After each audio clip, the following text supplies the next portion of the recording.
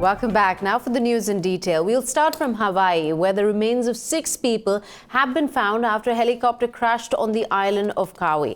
Now, the aircraft was carrying 7 passengers who went missing in a remote area of rugged terrain at the end of an air tour.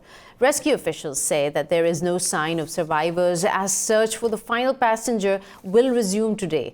The Coast Guard said steep terrain, low visibility, choppy seas and the rain hampered the search for the wreckage. They said victims' identities have not yet been released, pending notification of next of kin. Hawaii's 4th largest island, Kauai, is mountainous with jagged cliffs and tropical rainforests. Now in Iraq, one U.S. civilian contractor has been killed in a rocket attack on a military base in Kirkuk.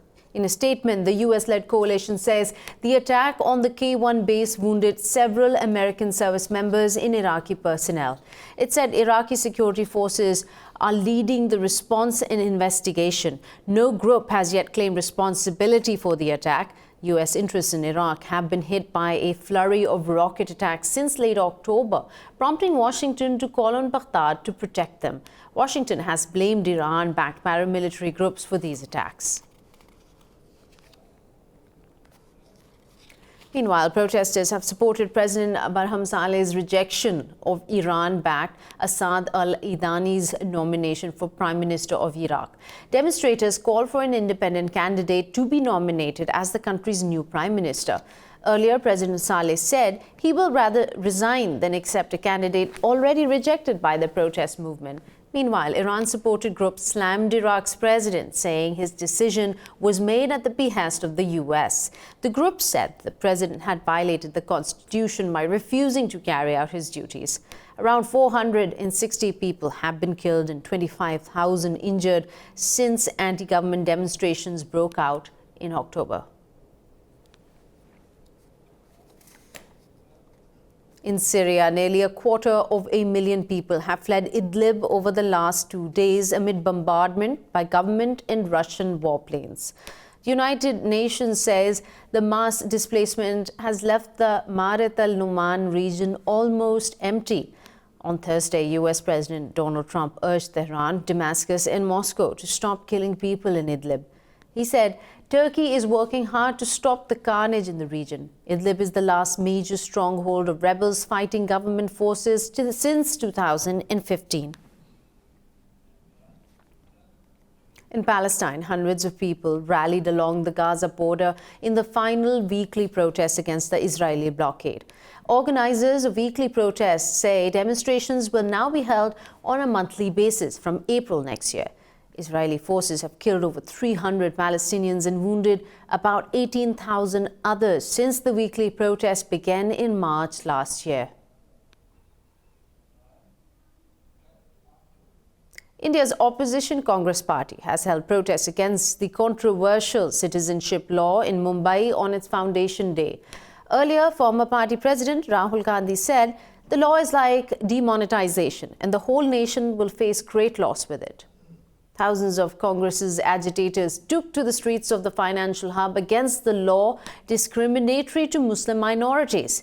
Islamic organization Tawheed Jamaat is also holding the demonstration against the law in Tamil Nadu state. Meanwhile, Indian government has registered a case against 10,000 students of Aligarh Muslim University for protesting. 27 people have died across India during protests against this new act.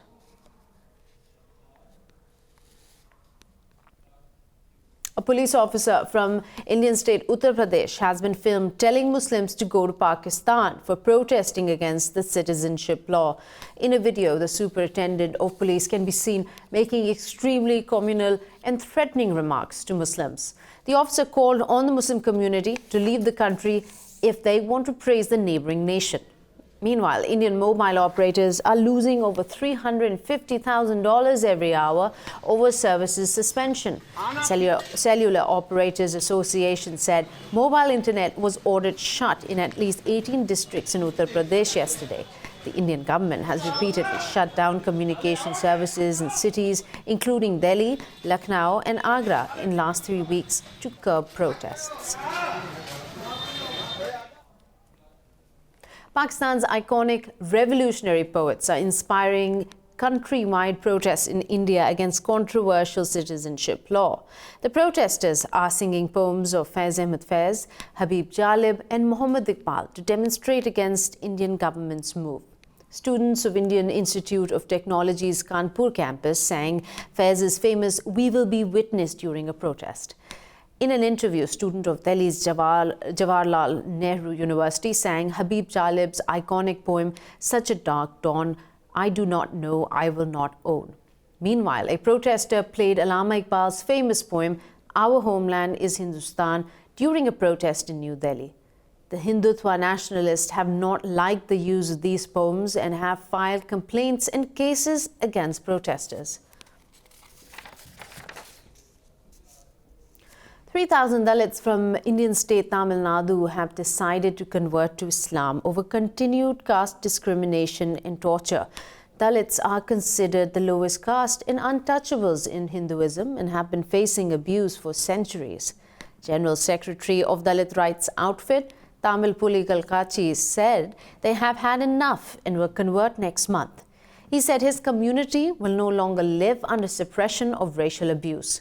All converting Dalits belong to 5 districts: Erode, Coimbatore, Tirupur, Namakkal and Salem of Tamil Nadu.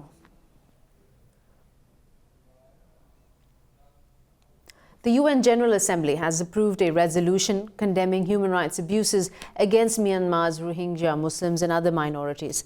The world body voted 134 to 9 with 28 abstentions in favor of the resolution. The bloc called on Myanmar's government to take measures to combat incitement of hatred against the Rohingya, Rakhine, Kachin and Shan states. The UN condemned abuses against the minorities, including arbitrary arrests, torture, rape and deaths in detention. The body has adopted an over $3 billion budget that for the first time includes funding for the investigation of war crimes in Syria and Myanmar. The Rohingya crisis exploded back in 2017 when Myanmar's military launched a campaign against minorities in Rakhine.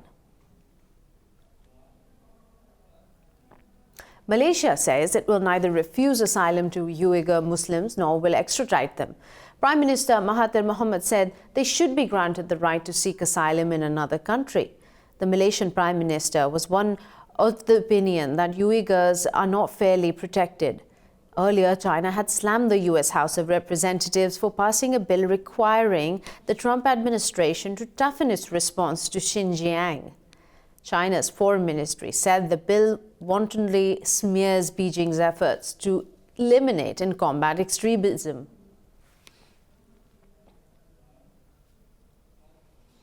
In France, trade union leaders vow to continue their strike that has crippled transport services in Paris for the past 3 weeks. The strike against President Emmanuel Macron's pension reforms has entered its 24th day. Union leaders have accused Prime Minister Edouard Philippe of not being true to his word, who has said that he wants no confrontation with protesters. The longest transport strike in France lasted for 28 days, also over Christmas in 1986 and early 1987. Macron's proposed policy has angered workers as it will raise the retirement age and reduce post-retirement benefits. Meanwhile, France has summoned the Iranian ambassador to demand the release of 2 French citizens being held in Iranian jails. In a statement, the Foreign Ministry said the President and Foreign Minister have underlined on multiple occasions that their imprisonment is intolerable. It said the Iranian envoy was reminded of France's demand that Fariba Adelkha and Roland Marchal are released without delay. The French statement expressed concern that Adelkha was now on hunger strike. The 2 French nationals have been held by the Iranian authorities since June this year. Tehran has so far rebuffed France's demands. Russia, China and Iran have kicked off their first joint naval drill in the northern part of the Indian Ocean. The 4-day exercise comes at a time of heightened tensions between Iran and US since Washington withdrew from 2015 nuclear deal last year. Iranian Navy said the message of this exercise is peace and security through cooperation and unity. Foreign Minister Javad Zarif said Iran has long stated its readiness to work with its neighbors to secure the Persian Gulf. Earlier, Chinese Foreign Ministry said drills would deepen exchange and cooperation between the navies of the three countries. Now, Russia says its new hypersonic weapon of intercontinental range has become operational following years of tests. Defense Minister Sergei Shoigu informed President Vladimir Putin over the inclusion of the first missile unit equipped with the Avangard hypersonic guide. The military claimed the Avangard is capable of flying 27 times faster than the speed of sound. Earlier, President Putin said the Avangard can penetrate current and future missile defense systems. He said not a single country possesses hypersonic weapons, let alone continental range hypersonic weapons.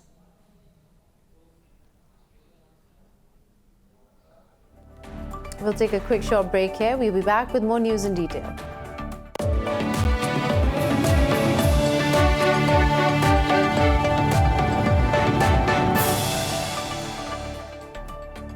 Welcome back. Now in Australia, uncontrolled bushfires, they're still burning after ripping through the state's prominent vine region and around the country's largest city, Sydney. Hazardous smoke blanketed Sydney, heightened public anger and raising political pressure on the government to do more to curb climate change. This report has details. Australian wildfires are threatening Sydney's water supplies ahead of a heat wave as the authorities scramble to protect water plants. The authorities are focusing to protect pumping stations, pipes, and other infrastructures from intense bushfires surrounding Sydney. Temperatures rose above 40 degrees Celsius in parts of South Australia, marking the start of a new wave of heat in the continent's south. The state's ambulance service said they have attended to hundreds of patients with heat-related conditions since December. We're very focused on trying to bring that fire under control, prioritising the threat to life and property, but we're also very mindful about the implications of fire burning in the catchment area, what that means when it does rain again, what sort of runoff will there be, what sort of siltation will there be, ash, soil, all that sort of stuff getting into the waterways.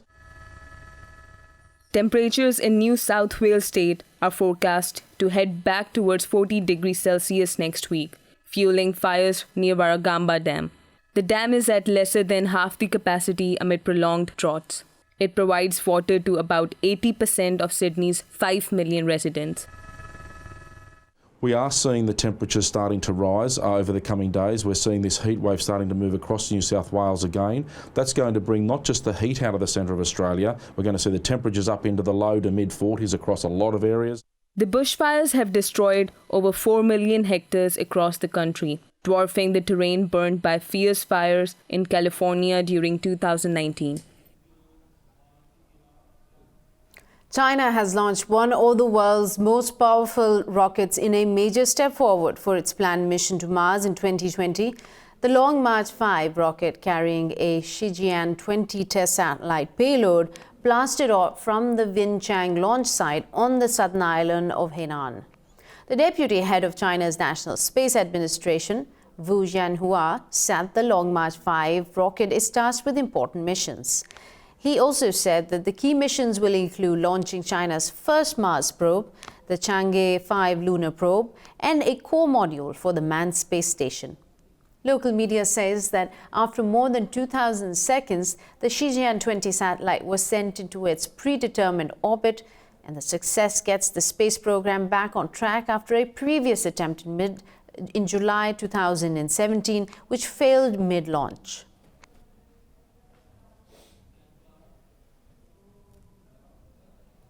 As China's leadership pushes to develop the country's artificial intelligence technology, parents are taking their children to programming schools. Youngsters as young as 3 are taking coding classes. One 8-year-old is even giving his own coding tutorials. More in this report. 8-year-old Vita Zhu is logged in for an online coding lesson, not as a student, but its teacher. The little boy uses his tutorial channel to teach 60,000 followers, who are mostly older than him. Vita is among a growing number of children in China who've learned to code even before primary school. When I teach others, I also gain something. I have to pass all the levels myself in order to teach them.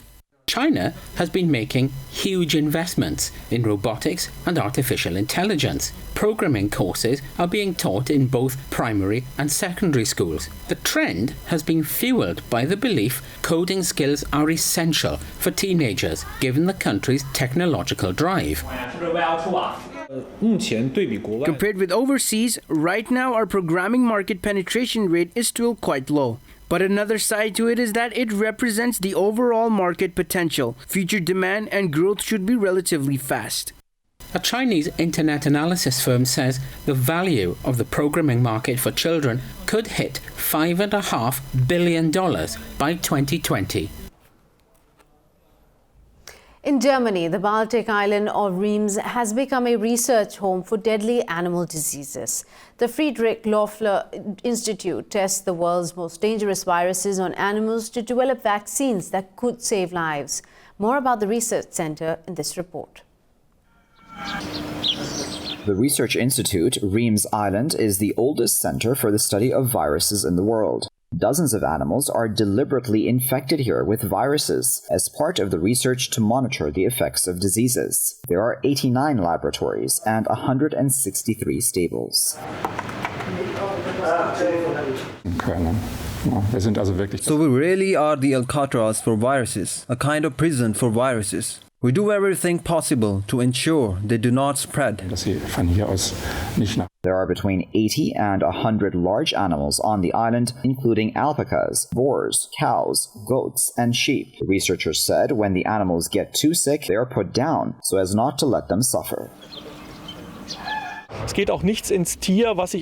Our biggest task is working out preparations for an outbreak. We try to investigate everything that is possible without animal testing. Nothing goes into the animal that I could answer in cell culture. The government has invested some $334 million in the institute since 2008. There is no installation like it in Europe, although there are similar facilities in Australia and Canada.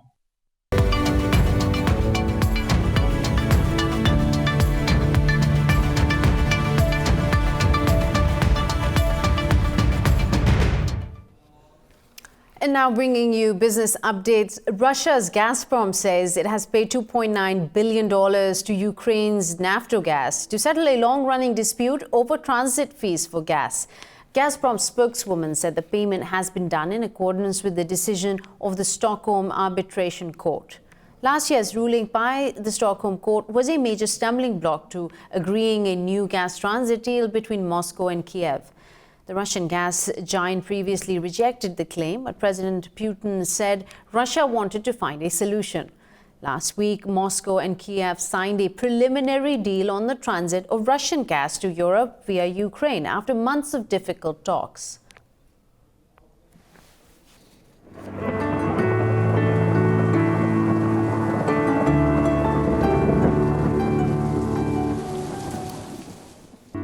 And now let's take a look at what the weather is like in your city.